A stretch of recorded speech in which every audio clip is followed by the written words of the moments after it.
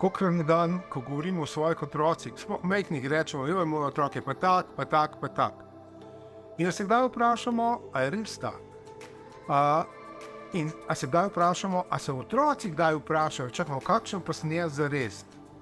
Otroci seveda želijo biti taki, kot jih mi opisujemo. Se pravi, naše besede imajo moč, naše besede imajo čudežno moč, pravzaprav lahko preoblikujejo naše otroke. Ko sem o tem razmišljal, sem potem napisal slikanco s tem naslovom Čudežne besede, v katerih otrokom, po mojem, prvič dal možnost, da slikanco preberejo in da prvič se zastavijo vprašanje, kako me pa starši vidijo, kako pa jaz vidim sebe in kakšna je ta razlika, ali je to v redu ali ni v redu.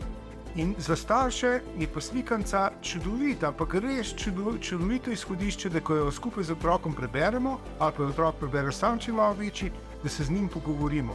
In to je seveda največja bližina, kar jo lahko starš in otrok dosežeta, da sta skupaj in se pogovarjata, res pogovarjata. Slikanco ali čudovito ilustriral Štefan Turk, izšla je pri založbi Malinc, jaz sem pa Miha Ocin.